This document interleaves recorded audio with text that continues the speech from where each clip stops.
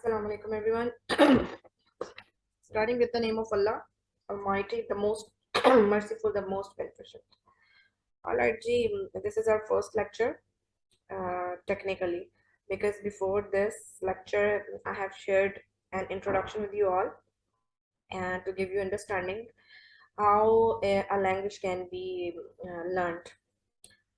और it's not about just an English language, कोई भी जुबान हो तो उसको सीखने के तरीके क्या हैं उसको सीखा कैसे जाता है। एक बच्चा जब कोई भी जुबान बोलना शुरू करता है तो उससे पहले वो सुनता है, ऑब्जर्व करता है, उसके बाद वो बोलना शुरू कर देता है। लेकिन तब वो तब तक लिटरेट नहीं कहलाता, पढ़ा लिखा नहीं कहलाता। मतलब उस जुबान को वो बोल तो सकता है लेकिन लिख नहीं सकता, पढ़ नहीं सकता, राइट। तो वो एक कम्युनिकेशन का वे होता है, उस वक्त वो उसने सीख लिया, जबरदस्त हो गया। लेकिन उसको प्रॉपर, उसको जब तक 4 पिलर्स ऑफ एनी लैंग्वेज आप नहीं सीख लेते तब तक आपकी लर्निंग कंप्लीट नहीं होती। तो उसके लिए आपको पढ़ना भी पड़ता है, लिखने के लिए आपको पहले पढ़ना पड़ेगा। अच्छा जी, एक तो ये तरीका होता है टू लर्न एनी लैंग्वेज कि आप किसी ऐसे माहौल में चले जाएं जहां पर हर बंदा इंग्लिश बोल रहा है। आपने अगर इंग्लिश सीखनी है फॉर एग्जाम्पल, तो आपको एक ऐसा सराउंडिंग चाहिए जहां पर आप कम्युनिकेट कर सको। अब उसमें फर्क नहीं पड़ता कि आप सही बोल रहे हैं या गलत बोल रहे हैं, क्योंकि आप इनिशियली गलत बोलेंगे अगर आपको बेसिक्स नहीं आती, अगर आपको ग्रामर के रूल्स नहीं आते तो आप गलत बोलेंगे। वर्ड बैंक काफी हद तक हम सबके पास है, तकरीबन हर किसी के पास होता है, क्योंकि कोई स्कूल में पढ़ता है, कोई वैसे बुक्स पढ़ लेता है, कोई टीवी में देखता है। तो ये इंग्लिश क्योंकि एक इंटरनेशनल जुबान है, तो हर किसी ने काफी सारे अल्फाज सुने होते हैं, हमारी समातों से गुजरे होते हैं, तो हम अवेयर तो होते हैं। ठीक है। अब बात ये है कि हम वो माहौल कहाँ से लेकर आए जिसमें हर बंदा इंग्लिश बोल रहा है, कैसे जनरेट करें। तो वो तो बहुत मुश्किल काम है। वो फिर उसके लिए आपको एफर्ट करनी पड़ेगी, आपको मेहनत करनी पड़ेगी, आपको आ, कुछ आप अपनी इनपुट देनी पड़ेगी। लाइक अगर आपके पास कोई नहीं है तो यू नीड टू स्टार्ट, आप ड्रामास देखना शुरू कर दें, मूवीज देखें, आप सॉन्ग्स सुने। लेकिन फिर भी वो काफी नहीं होगा, वो फिर आपको बहुत लंबा चौड़ा प्रोसेस है। मतलब क्योंकि आपके पास वो एटमॉस्फेयर नहीं है जहां पर आप कम्युनिकेट करें कर सके। जब तक आप सुनने के बाद उसको प्रैक्टिस नहीं करेंगे, बोलेंगे नहीं, तो आप वहीं पर अड़े रहेंगे, आपको भूल जाएगा। आप आउट ऑफ प्रैक्टिस होंगे तो आपको आती हुई चीज भी भूल जाती है। आपने ये चीज एक्सपीरियंस की होगी कि जितने अच्छे हम अगर कोई फॉर एग्जांपल जब हम पढ़ रहे होते हैं स्टडीज के दौरान, जितनी अच्छी हमें वो चीज आ रही होती है, तो हम प्रैक्टिस में होते हैं, वो जब हम 5-10 साल गुजरते हैं, 2 साल 4 साल 5, तो वो चीज भूल जाती है। 2-4 साल तो दूर की बात, दो आप 1 महीना किसी चीज से आउट ऑफ टच हो, आपको वो भूल जाएगी, चाहे आप उसमें कितने अच्छे क्यों ना हो। और जुबान एक ऐसी चीज है जो कि हमारी सेकंड लैंग्वेज है इंग्लिश, वो हमारी फर्स्ट लैंग्वेज नहीं है। फर्स्ट लैंग्वेज हमारी मदर टंग है, उर्दू, पंजाबी, ठीक है। तो हम अगर इंग्लिश नहीं बोलेंगे तो हम आउट ऑफ प्रैक्टिस हो जाएंगे, हमें भूल जाया करेंगे। फिर हम जब बोलेंगे तो हम पॉजेज लेंगे, हम हक लाएंगे, हम रिलक्टेंट होंगे। ठीक है, इट डजेंट मीन कि हमें आती नहीं है, इट डजेंट मीन कि हम डल हैं या हम नालायक हैं या कोई डेफिशिएंसी है हमारे अंदर, कोई कोई कोई मसला। No, this is just we are out of practice, पहली चीज। दूसरी चीज ये कि अपने जहन से गुलामाना सोच निकाल दें। क्योंकि हम सारे जो इंग्लिश बोलता है उससे बहुत इम्प्रेस्ड होते हैं कि पता नहीं क्या तोप चीज है, या इससे ज्यादा मतलब ये बड़ा पढ़ा लिखा बंदा है। क्योंकि वो अंग्रेज हमें छोड़ कर गए हैं जब से, तो अंग्रेजों की वो जो जुबान है वो ना एक एक इन्फ्लुएंस है जो बाहर में मुल्क चले जाता है, यूके यूएसए, सॉरी थोड़ा सा आउट ऑफ ट्रैक जा रही, लेकिन ये आपकी अंडरस्टैंडिंग के लिए जरूरी है। कोई वहां जाके, चाहे वहां पर वो कोई पेट्रोल पंप पे काम कर रहा है, कोई टैक्सी चला रहा है, कोई वहां पर कूड़ा उठा रहा है, लेकिन वो अंग्रेजी बोलना शुरू कर देता है, तो यहाँ पर पीएचडी, यहाँ के डॉक्टर्स बिला वजह इम्प्रेस्ड हो रहे होते हैं, अंडर इन्फ्लुएंस्ड हो जाते हैं। मतलब क्यों? और इसी वजह से शायद हम जब ये जुबान बोलते हैं तो हम अटक जाते हैं। हमें होता है कि हम गलत ना बोलें। So mind it first of all, तो जो इंसान गलती करने से डरता है वो कभी कुछ सीख नहीं सकता, तो कुछ बड़ा नहीं कर सकता। आप अगर आप कुछ करना चाहते हैं अपनी जिंदगी में, कुछ सीखना चाहते हैं, तो पहले प्रिपेयर हो जाए। गलती करना एक नॉर्मल चीज है, बल्कि बहुत अच्छी चीज है, क्योंकि उससे पता चलता है कि आप शुरुआत आपने कर दी, आप कुछ आप एफर्ट कर रहे हैं। आप वो नहीं हो जो कुछ किए बगैर बहाने तलाश करके अपने आप को बाहर निकालने की कोशिश करते हैं। अब वो हो जिसने कोशिश की, जिसमें हिम्मत थी, जिसमें जुर्रत थी, कि to accept that we are human beings, और हम लोग तो पैदा ही गलती करने के लिए हमें। ये थोड़ा सा लेक्चर है जो आपकी अंडरस्टैंडिंग के लिए बहुत जरूरी है कि आप ये समझे कि अगर आपने कुछ सीखना है, कुछ समझना है, तो prepare yourself to make mistakes initially. आपने सुनना भी है और उसके बाद आपने उसको प्रैक्टिस भी करनी है। अब सुनना तो हम slowly and gradually we will go ahead, ये भी दिमाग में रखें। ये एक एक महीने में छलांग मार के मतलब एकदम से ये प्रोसेस नहीं है कि आप फर फर शुरू हो जाएंगे। हाँ, जिसकी ऑलरेडी बेस अच्छी बनी हुई है, जिसने बहुत सारा कुछ पढ़ा हुआ है, जो ऑलरेडी अवेयर्ड है, तो अपने उन पे ये प्रैक्टिस कर सकते हैं। जो लेडीज हैं या मेल हजरात जो भी हैं, आप निकालें। मैंने आपको गाइडलाइन दे दी हुई है पहले लेक्चर में दे दी थी, अभी भी यही बता रही हूँ आपको। यू कैन ट्राई, अगर आपकी ग्रामर अच्छी है, अगर आपको पता है सेंटेंस स्ट्रक्चर क्या है, अगर आपको टेंसेस की इंफॉर्मेशन है, आपकी नो हाउ है उसकी, आपके पास वर्ड बैंक अच्छा है, आपको फ्रेजेस आते हैं, तो किसने रोका है फिर आपको? शुरू करें अल्लाह का नाम लेके, डेली का एक टॉपिक टॉपिक पकड़े, कोई सा पकड़ लें। क्रिएटिव राइटिंग करवाई जाती है बच्चों को स्कूल्स के अंदर, वन क्लास में स्टार्ट करवा दिया जाता है, उनको एक तस्वीर दिखाई जाती है और उनसे एक या दो सेंटेंसेस लिखवाए जाते हैं, फिर वो 2 से 3 होते हैं, फिर वो पैराग्राफ होता जाता है, बढ़ाया जाता है। क्यों? So that they could use the words they have read, या और दे आर रीडिंग। जब वो पढ़ रहे होते हैं तो जो अल्फाज उन्हें पढ़ाए जाते हैं, वो उनके दिमाग में वर्ड बैंक इकट्ठा हो रहा होता है। तो टीचर्स भी कुछ ना कुछ बात करी होती है, उन्हें पिक्चर्स दिखा के पिक्चर डिस्क्रिप्शन दी जाती है और उन्हें कहा जाता है लिखें। बच्चे वहां से लिखना शुरू करते हैं। सो अगर आपके पास, अगर देखिए, अगर आपको लगता है कि आपके पास नॉलेज है, तो all you need is to do practice, right? आपको प्रैक्टिस की जरूरत है इंग्लिश बोलने के लिए, इंग्लिश पढ़ने के लिए।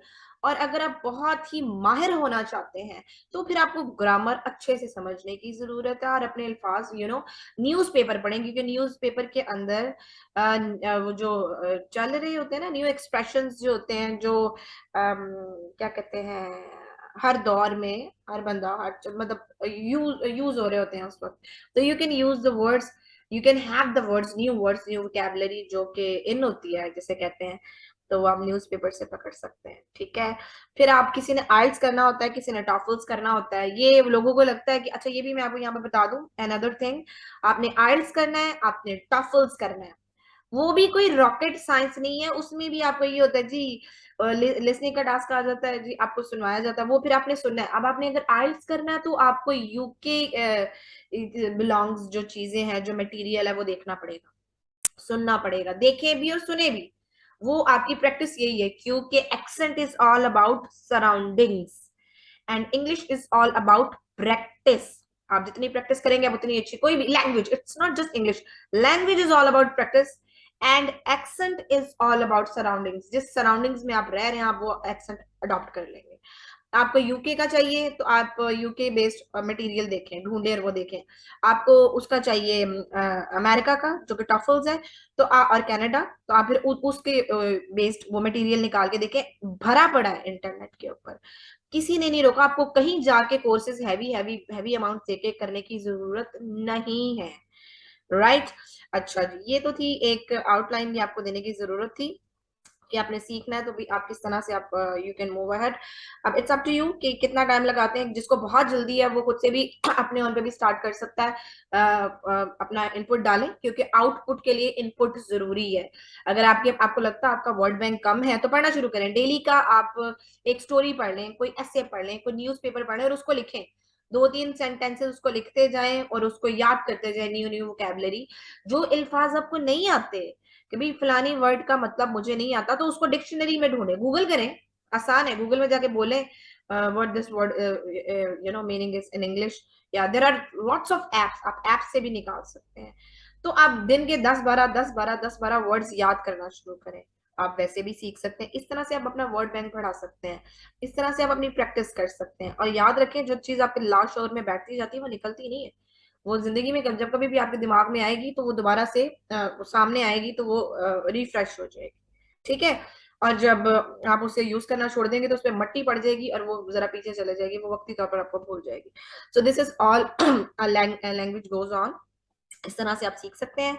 अच्छा जी, अब हमने इंग्लिश सीखनी है तो सबसे पहले हमें बेसिक्स की तरफ आना पड़ेगा। हमें रीडिंग करनी है, राइट हमें रीडिंग साथ साथ करनी है, कॉम्प्रिहेंशन जो होती है समझना जरूरी है।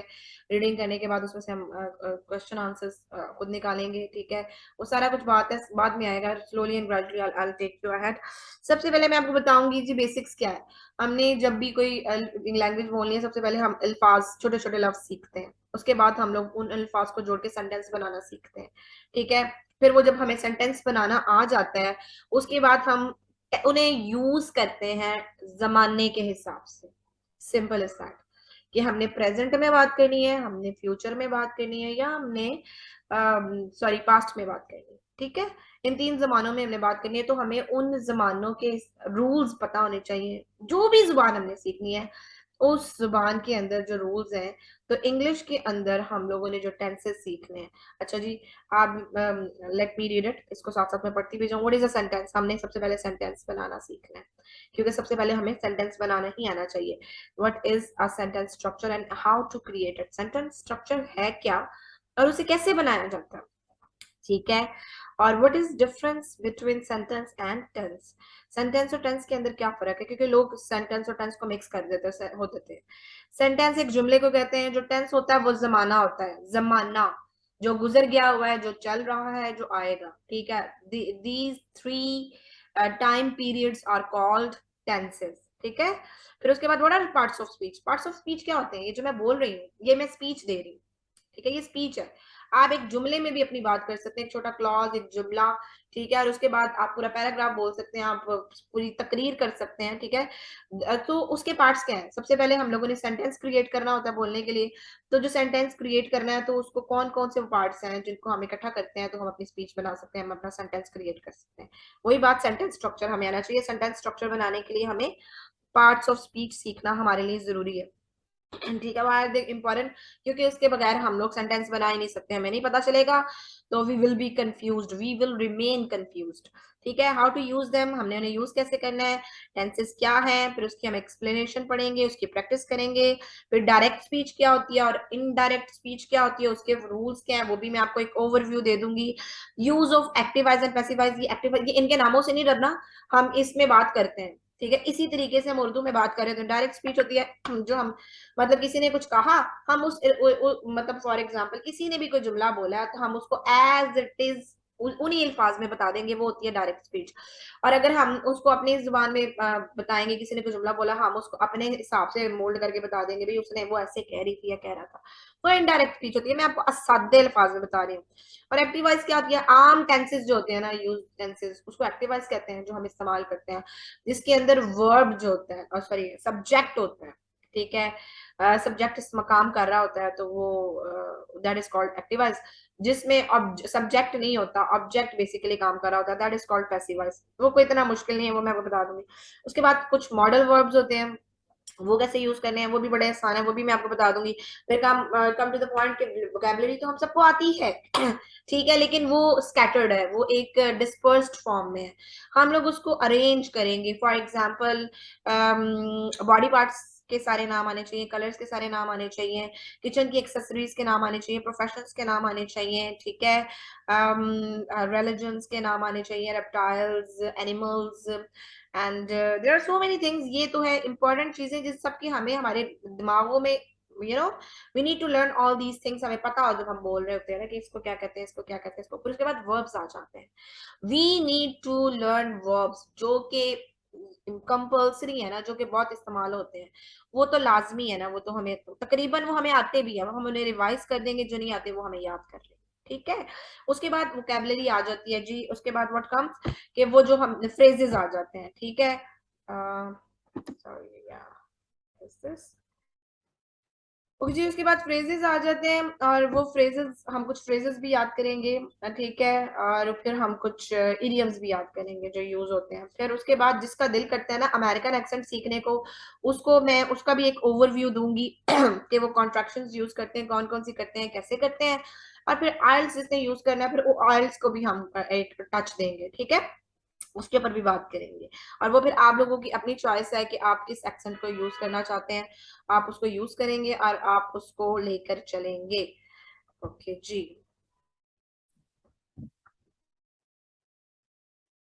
ऑलराइट जी तो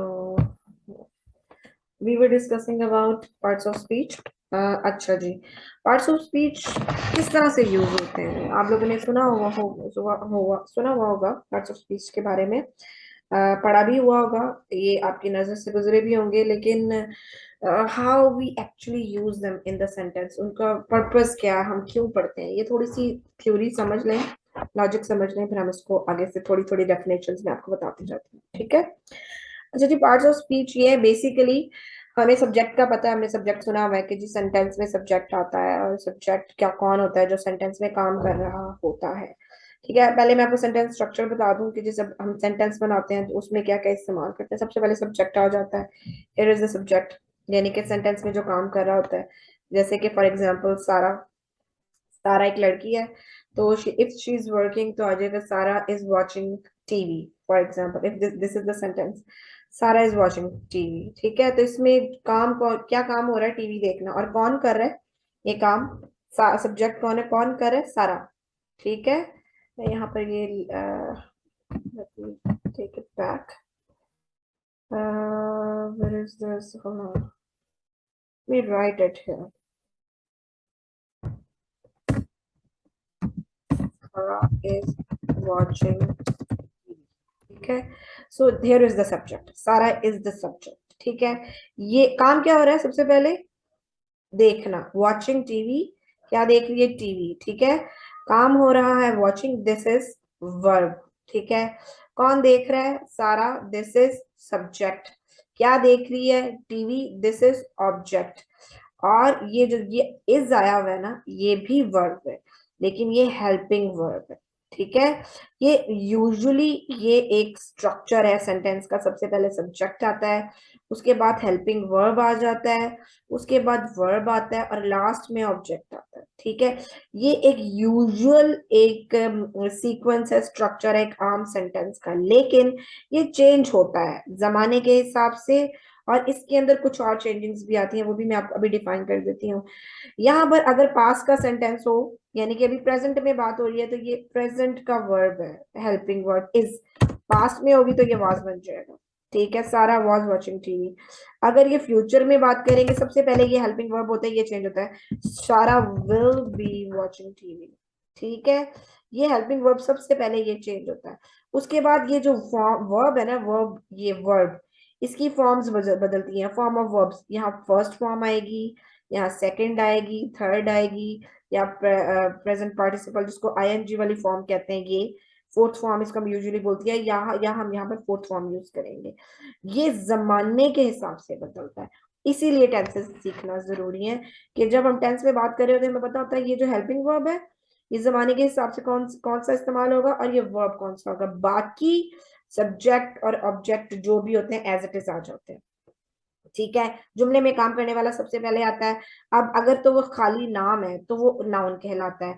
सारा की जगह हम, क्योंकि बार बार अगर हम सारा की ही बात कर रहे हैं, सारा इज वॉचिंग टीवी, सारा इज ईटिंग पॉपकॉर्न्स, सारा इज मूविंग हर लेग्स। ठीक है, तो हम बार बार सारा सारा नहीं बोलेंगे, हम सारा को चेंज करेंगे, इसके रेपिटेशन ना हो, यानी कि बार बार सारा रिपीट ना हो, उसकी जगह हम शी यूज करेंगे। सारा is watching TV, Sarah is she's eating popcorns and she's moving her legs. She's enjoying a lot. हम फिर बाद में उसकी जगह जो वर्ड इस्तेमाल करते हैं उसको हम प्रोनाउन कहते हैं। ठीक है, आहिस्ता आहिस्ता मैं आपको डिफाइन करती जाती हूँ, लेकिन मैं अभी आपको जनरली समझाने के लिए ऊपर मैंने लिखा है कि ये है यूजुअल जो स्ट्रक्चर है, वो आप subject, helping verb, verb, object आ जाता है। हेल्पिंग वर्ब एंड वर्ब जमाने के लिहाज से चेंज होता है, और इसके अंदर बाकी चेंजिंग्स क्या आ जाती हैं? प्रपोजिशंस, अगर हम कोई काम कर रहे हैं उसमें इन आ जाता है, ऑन आ जाता है, फॉर आ जाता है, ऑफ आ जाता है, फ्रॉम आ जाता है, अप आ जाता है, अबव आ जाता है, ये सारे के सारे prepositions and they are, I will let you know how many are they.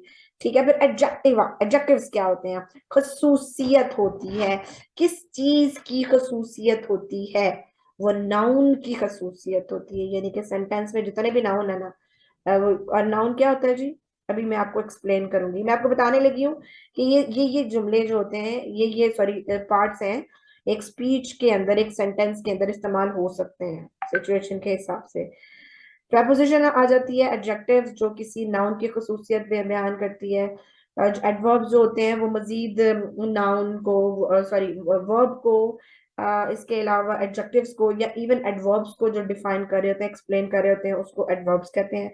Conjunctions क्या होते हैं? जो जुमलों को मिला रहे होते हैं, जैसे एंड, इफ, बट, ठीक है, ये इस तरह के वर्ड्स जो होते हैं वो कंजंक्शंस होते हैं। इंटरजेक्शंस वो आते हैं जो हम खुशी में या दुख में हम वो जो एक्सप्रेशंस देते हैं, जैसे wow we have won the match, wow what an amazing scene, ah we have lost the match, ah I have got this injury, you know, कुछ दुखी एक्सप्रेशंस, कुछ खुशी के एक्सप्रेशंस, उसको इंटरजेक्शंस कहते हैं।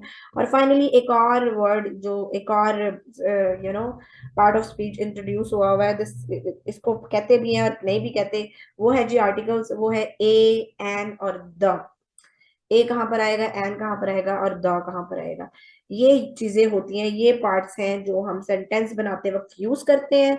ये सारी चीजें इस्तेमाल होती हैं। अगर हमें इसकी ना होगी, हमें इसका पता होगा कि कौन सी चीज कहाँ पर प्लेस करनी है, तो हम इजीली उसको उसकी जगह पर रख सकते हैं। इसका मकसद ये होता है सीखने का। ठीक हो गया। बाकी आपने सेंटेंसेस सीखने हैं तो उसमें आपने दो ही चीजें बदलनी होती है, हेल्पिंग वर्ब और वर्ब्स। बाकी सब्जेक्ट और ऑब्जेक्ट जो होता है वो वही का वही रहता है। अब थोड़ी सी डेफिनेशन देख लेते हैं हम जी नाउन की। What is a noun? Noun is the naming word. इसमें आ रहेगा, sorry, let me right it here. इसमें आ जाएगा। नेमिंग वर्ड्स को कहते हैं जी नाउन। और उसमें क्या मतलब है इसका? Name of anything, any person और अ प्लेस, किसी भी चीज का, किसी भी शख्स का या किसी जगह का नाम। हम बचपन से सुनते आ रहे हैं। चीज क्या होगी भाई? ये लैपटॉप मेरे पास है, ये एक चीज है।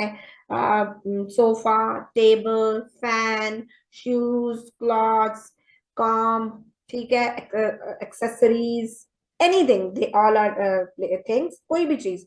प्लेस कौन सी हो सकती है? कोई शहर का नाम हो सकता है, कोई मुल्क का नाम हो सकता है, कोई वैसे जगह हो सकती है जैसे कि कोई केक्स एंड बेक्स एक जगह, ठीक है, कोई बेकरी, कोई stadium, right, cricket stadium, Lahore, Karachi, Islamabad, USA, UK and lots of places. कोई भी जगह।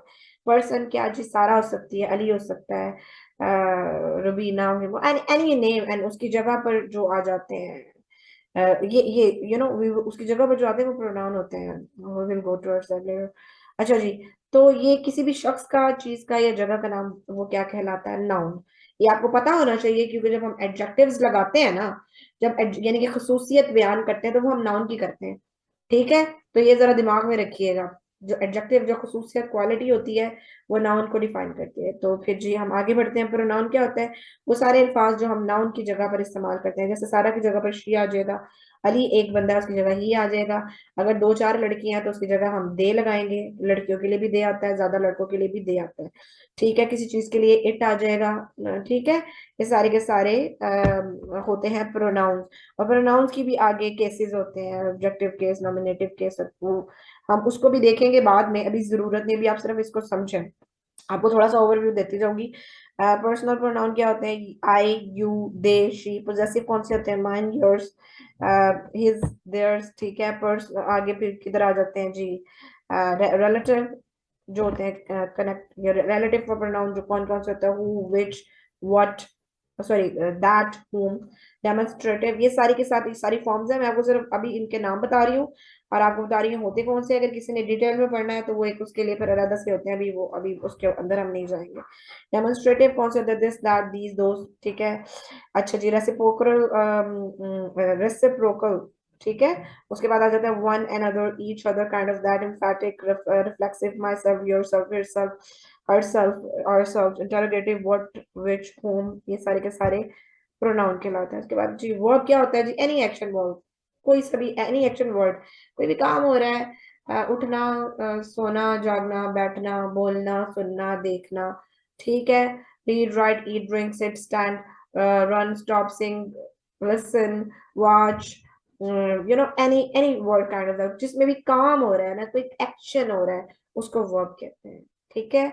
उसके बाद आ जाता है एडजेक्टिव। जो एडजेक्टिव होता है डिस्क्राइब करता है, एक डिस्क्राइबिंग नाउन वर्ड है जो डिस्क्राइब करता है या मॉडिफाई करता है किसको, नाउन को। ठीक है, वो उसका कलर बता सकता है, वो उसका मटेरियल को बता सकता है, वो उसकी एज को बता सकता है, उसकी कोई क्वालिटी या उसकी कोई इंफीरियोरिटी, यानी कि क्वालिटी का एंटोनिम्स ऑफ इंफीरियोरिटी होता है, ड्रॉबैक भी हो सकता है कुछ भी, यानी सॉर्ट ऑफ मेरिट और डिमेरिट, कोई क्वालिटी कोई कमी। ठीक है, फॉर एग्जाम्पल सारा इज अ लेडी। सारा एक नाउन है, तो सारा इज अ लेडी, तो लेडी क्या है, एडजेक्टिव। सारा इज अ लेडी भी, सॉरी, सारा इज अ लेडी, एक ये दोनों नाउन है। अब इसको डिफाइन कर रहा है सारा को या लेडी को, प्रिटी, सारा इज अ प्रिटी लेडी। ठीक है, प्रिटी एडजेक्टिव है। सारा is a fat lady, fat एक एडजेक्टिव है। सारा इज अ टॉल गर्ल, ठीक है, टॉल एडजेक्टिव। अगर हम कहेंगे सारा इज 17 years old, तो 17 भी एक एडजेक्टिव ही कहलाएगा। ठीक है, अच्छा जी, ये फिर याद रखिएगा, जो भी नाउन को मॉडिफाई करता है या नाउन को डिस्क्राइब करते हैं ना, जो भी अल्फाज, नाउन का कलर हो सकता है, उसका मटेरियल हो सकता है, उसकी एज हो सकती है, कोई क्वालिटी या इंफीरियोरिटी कुछ भी हो सकता है, दे आर कॉल्ड एडजेक्टिव्स। उसके बाद आ जाता है जी एडवर्ब्स। एडवर्ब्स जो मॉडिफाई करते हैं वो वर्ब को करते हैं। ठीक है, बेसिकली वो वर्ब को करते हैं, और उसके बाद वो वर्ब एडवर्ब्स, यानी कि दूसरे जो एडवर्ब्स होते हैं ना, यानी कि जो वर्ब को डिफाइन कर रहे हैं एडवर्ब, उसको मजीद डिफाइन करेंगे, या फिर ये एडजेक्टिव्स, यानी कि जो नाउन को जो अल्फाज डिफाइन कर रहा है उसको मजीद डिफाइन करते हैं। ठीक है, इससे ज्यादा आसान मैं नहीं बता सकती, लोग एडवर्ब्स में कंफ्यूज हो जाते हैं। जो एडवर्ब होता है वो किसको मॉडिफाई करता है, किसका मीनिंग डिफाइन कर रहा होता है, वर्ब का। ठीक है, और जो वर्ड, जो लफ्ज वर्ब को डिफाइन कर रहा है, उसको मॉडिफाई कर रहा है, उसको मजीद मॉडिफाई करना हो तो वो भी एडवर्ब ही होता है। ठीक है, किसी एडजेक्टिव को मॉडिफाई करना है, किसी एडजेक्टिव को डिफाइन करना है, तो अगेन वो भी वर्ब्स ही होते हैं, सॉरी एडवर्ब्स ही होते हैं। For example, he runs fast. ठीक है, वो भागता है, भागना काम है, तो फास्ट वो तेजी से। ठीक है, वो that is adverb. George quickly left the room. George ने क्या किया, कमरा छोड़ दिया, लेफ्ट छोड़ दिया, और किस तरह से छोड़ा, क्विकली, सॉरी तेजी से, एडवर्ब है। शी स्पोक स्लोली, वो बोली, क्या बोली, कैसे बोली, स्लोली, आहिस्दगी से बोली। ठीक है, अच्छा जी, ये तो हो गया ये एडवर्ब्स मॉडिफाइंग वर्ब्स, ये आपने देख लिया। अब एडवर्ब्स मॉडिफाइंग अदर एडवर्ब्स, कि जो एडवर्ब्स है दूसरे एडवर्ब्स को मॉडिफाई कर रहे हैं। For example, he runs fast. ठीक है, ये तो हमें पता चल गया जी, रन्स को मॉडिफाई करा फास्ट। अब फास्ट को मजीद मॉडिफाई करें, ही रन्स एक्सेप्शनली फास्ट। ठीक है, वो जरूरत से ज्यादा तेज भागता है। ठीक है, भागता है, सॉरी इट्स प्रेजेंट इंडेफिनिट। ठीक है, तो George very quickly left the room, क्यों, वो पहले हमने पढ़ा था क्विकली, तेजी से कमरा छोड़ा। ठीक है, क्विकली डिफाइन कर रहा था उसको छोड़ने को, तेजी से उसने छोड़ा, और वेरी क्विकली बहुत तेजी से छोड़ा। ठीक है, ये आपको ये चीजें इसकी जब आपको पता चलता जाएगा ना कौन सी चीज किसके लिए इस्तेमाल हो रही है, तो आपको वो पार्ट जुमले में प्लेस करने में आसानी हो जाएगी। ठीक है, कि हमने वेरी कहाँ लगाना है, हमने क्विकली कहाँ लगाना है, हम कंफ्यूज नहीं होंगे। ठीक है, फिर शी स्पोक स्लोली। ठीक है, आहिस्दगी से बोली, तो वो बहुत ज्यादा आहिस्दगी से बोली, शी स्पोक एक्सट्रीमली स्लोली। ठीक है, समझ रहे हैं, तो ये एक जो है एडवर्ब है, और दूसरे मतलब ये जहां पर एडवर्ब दूसरे एडवर्ब को मॉडिफाई कर रहा है। अच्छा जी, एडवर्ब्स मॉडिफाइंग एडजेक्टिव्स। ठीक है जी, शी इज रियली एक्साइटेड, कौन है भाई, ये शी काम करने वाली है, नाउन, एक नाउन या प्रोनाउन। ठीक है, जुमले में जो सब्जेक्ट है उसको कौन डिफाइन कर रहा है, उसके उसके बारे में क्या बात हो रही है, शी इज एक्साइटेड, वो एक्साइटेड है। ठीक है, अब ये एडजेक्टिव है। ठीक है, नाउन या प्रोनाउन को जो डिफाइन कर रहा है वो ये उसका जोश बता रहा है, वर्ड एक्साइटेड। ठीक है, तो शी इज रियली एक्साइटेड, जो रियली है दैट्स एडवर्ब।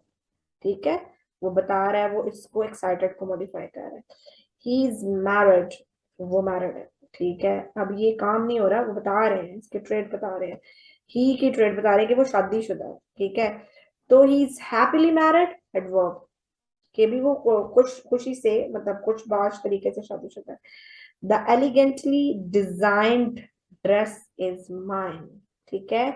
यहाँ पर नाउन क्या है? ड्रेस। यहाँ पर चीज जो है, यहाँ पर चीज है, शख्स नहीं नजर आ रहा, जगह भी नहीं है। यहाँ पर ड्रेस नाउन है, इसको कौन डिफाइन कर रहा है? क्या इसके बारे में बात हो रही है? क्या इसमें डिजाइन है? ये बना हुआ है, ये ड्रेस बना हुआ है किस तरह से? एलिगेंटली। यहाँ पर ड्रेस को डिफाइन किया डिजाइन ने, वर्ड ने। ये डिजाइन हुआ हुआ, ये एडजेक्टिव है, और एडजेक्टिव को आगे से जो वर्ड डिफाइन करा है वो एलिगेंटली, ये एडवर्ब है। अगर आपकी ये सेंस क्लियर हो जाएगी तो आप बड़े आराम के साथ जब ट्रांसलेशन कर रहे होंगे या जब लिख रहे होंगे तो आपको पता होगा एडजेक्टिव कहाँ पर आएगा, एडजेक्टिव क्या होता है, एडवर्ब क्या होता है, नाउन क्या होता है, प्रोनाउन क्या होता है, वर्ब क्या होता है, और इनकी जुमले में कहाँ कहाँ प्लेसमेंट होनी चाहिए। ये समझ लेंगे तो आपको उसमें लगाने में आसानी होगी। उसके बाद आ जाते हैं जी प्रेपोजिशंस। ये जुमले के अंदर प्रेपोजिशंस बहुत जरूरी है, आपको ये भी प्लेसमेंट के लिए होते हैं कि कौन सी चीज कहाँ पर आ रही है। फॉर एग्जाम्पल मैं आपको बताती हूँ, कॉमन्स ऑफ प्रेपोजिशंस आर, कौन कौन से? अबव, ऊपर। आपका मतलब ये है, मतलब अबव के ऊपर, अप ऊपर, अप अपॉन, पर, ठीक है, एट, पर किसी जगह के लिए इस्तेमाल होता है ये, ठीक है। इसके काफी और यूजेस भी हैं। बिफोर, पहले, सामने के लिए भी आता है, बिहाइंड, पीछे, पीछे की तरफ, सिंस, जब से, टू, की तरफ, मतलब या ये डेस्टिनेशन के लिए होता है कि किसी टू के लिए, किसी जगह के लिए इस्तेमाल हो रहा होता है कि ये आप यूज करेंगे। जब इसके पहले इनके मीनिंग्स देखें, फिर आप इनके यूजेस, आप पैराग्राफ्स वगैरह पढ़ना शुरू करें और आप इनको ऑब्जर्व करें कहाँ कहाँ पर ये इस्तेमाल हो रहे हैं, ठीक है। टू की तरफ, किसी चीज की तरफ, sorry. Conjunctions. We were here at prepositions. अच्छा जी, तो फिर थ्रू के जरिए, ठीक है, अंडर, नीचे, अनटिल, इसका मतलब एक होता है टिल, जब तक, अनटिल का मतलब है जब तक ना हो, जब तक ये काम ना हो। विद के साथ, विदिन के अंदर, अबाउट, मुतल्लिक, अगेंस्ट, खिलाफ, अलोंग साथ साथ, के साथ, अराउंड इर्द गिर्द, ठीक है, बिसाइड के साथ, इसका उर्दू में मतलब होता है के साथ या इसके अलावा, बिटवीन दरमियान में, डाउन नीचे, ड्यूरिंग दौरान, shit, ठीक है। Sorry for this uncomfortable situation. Alright, during दौरान, below नीचे, by साथ साथ, except इसके अलावा, for के लिए, from से, in अंदर, into इसके अंदर, like इसकी तरह, की तरह, ठीक है। near करीब, off का, की के, ओ एफ वाला, ओ डबल एफ बंद कर देना, ठीक, ऑफ बंद, ऑन ऊपर, पर, ठीक है, ऊपर, टुवर्ड की तरफ, ये कॉमन प्रपोजिशंस होते हैं जो यूज होते हैं, ठीक है। इसको आप इसके मतलब वो समझ लें ध्यान से, और उसके बाद इसके यूजेस देखें, आप इसको पैराग्राफ्स पढ़ें, डिफरेंट इसकी रीडिंग करें या लिसनिंग करें और देखें कहाँ कहाँ पर यूज हो रहे हैं, आपकी अंडरस्टैंडिंग डेवलप होगी। आप इसके एग्जांपल्स देख सकते हैं, इंटरनेट पे भरी पड़ी हैं, नहीं तो कोई भी पकड़ लें पैराग्राफ, आप इसकी एग्जांपल्स, आप इसकी प्रैक्टिस तभी होगी जब आप इसकी एग्जांपल्स देखेंगे और खुद से लिखने की कोशिश करेंगे। पहले आप सारे पार्ट्स ऑफ स्पीच समझ लें, उसके बाद इसको हम लेकर चलेंगे एग्जाम्पल के अंदर। अच्छा, इसमें कुछ है, the book is on the table, table के ऊपर है। He is the leader of the conservative party of, काकी के, वो लीडर है कंजर्वेटिव पार्टी का। The boy picked up the toy under the sofa, जो लड़का है उसने उठाया, पिक अप ऊपर की तरफ उठाया, the toy under the sofa, sofa के नीचे से बाहर की तरफ ऊपर उसने निकाला। This is a present for your mother, ये आपकी अम्मी के लिए है, ये तोहफा आपकी अम्मी के लिए, ठीक है।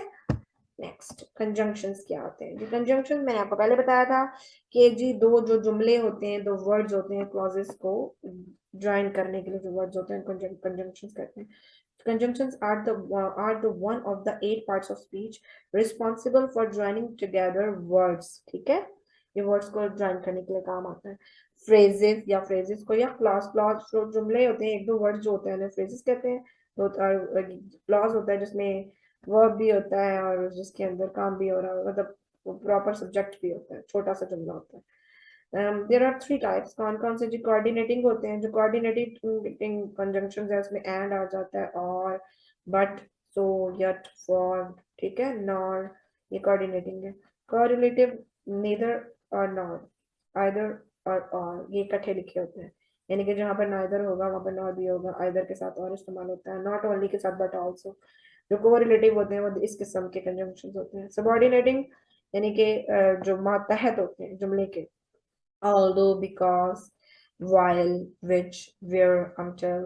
ठीक है, अब ये कुछ एग्जांपल्स उन्होंने दी हुई है, आप देख लें। I like apples and oranges, two nouns पे जोड़ा हुआ है एंड के through. His speech was slow but effective, two adjectives को जोड़ा हुआ है, जो स्पीच है स्लो है थी, लेकिन एडजेक्टिव सॉरी इफेक्टिव भी थी। शैल आई से इट लाउडली और क्वाइटली, ये दोनों एडवर्ब्स हैं। ठीक है, और लाउडली और क्वाइटली को और के थ्रू जोड़ा हुआ, तो ये सारे के सारे जो ज्वाइनिंग वर्ड्स होते हैं, joining words they are called conjunctions. आप आसानी के लिए आप अपने दिमाग में रखें ज्वाइनिंग वर्ड्स। चलिए नेक्स्ट आ जाता है एक्सप्रेशन के लिए, एक्सप्रेस करने के लिए interjections. Interjections are words used to express an emotion or a sentiment, such as serious or such as surprise, joy, disgust, fear, excitement, pain और एंथुजियाज्म। ठीक है, हैरानगी को, खुशी को, नफरत को, कराहत को, खौफ को, जोश को, तकलीफ को या जज्बे को जाहिर करने के लिए इंटरजेक्शन इस्तेमाल होता है। For example, wow that's an amazing score, right. ये वो बता रहा है interjection, I didn't know you failed the exam, well, we better not leave too late, right? That really hurt, right? So these are the 8 parts of speech। और article एक अलग चीज है, वो मैं आपको बताऊंगी थोड़ी सी डिटेल के साथ, क्योंकि वो थोड़ा सा समझने वाली चीज है, वो मैं आपको बाद में बताऊंगी। These were the for now these were the parts of speech we had to talk about। उसके बाद मैंने आपको पहले भी बता दिया सेंटेंस की जो स्ट्रक्चर है, सब्जेक्ट आता है, फिर हेल्पिंग वर्ब आता है, फिर वर्ब आता है, फिर ऑब्जेक्ट आता है। ठीक है, और सब्जेक्ट में कौन कौन आ जाता है जी, नाउन आता है और प्रोनाउन आता है, जो हम सब्जेक्ट में यूज होते हैं। कोई शख्स, किसी चीज या किसी जगह का नाम आ जाएगा, या उसकी जगह जो नाउन या प्रोनाउन इस्तेमाल होते हैं, सो मैन, उसकी जगह जो चीजें इस्तेमाल होती हैं, वो जो वर्ड्स इस्तेमाल होते हैं, and they can be she, he, it. ठीक है, they, those, etcetera etcetera, there are lots of pronouns. ठीक है, और फिर उसके बाद हेल्पिंग हेल्पिंग वर्ब को आ जाते हैं, वो जमाने के हिसाब से होते हैं, जैसे कि इज, आर, एम, जो, और is, are, am, has, has been, have been, ये प्रेजेंट में इस्तेमाल होते हैं। चलो ये मैं आपको बता दूं, ये भी आपकी आसानी के लिए। ठीक है, I hope it will cover the page। इसके बाद आ जाता है was, were और had been आते हैं जी पास्ट के लिए, ये नहीं आएगा इसके ऊपर। Can I do it? Yes, I can।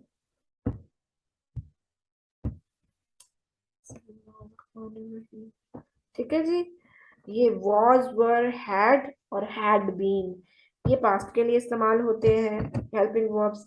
will और shall, या will be, shall be, और will have been और shall have been, ये इस्तेमाल होते हैं जी फ्यूचर के लिए।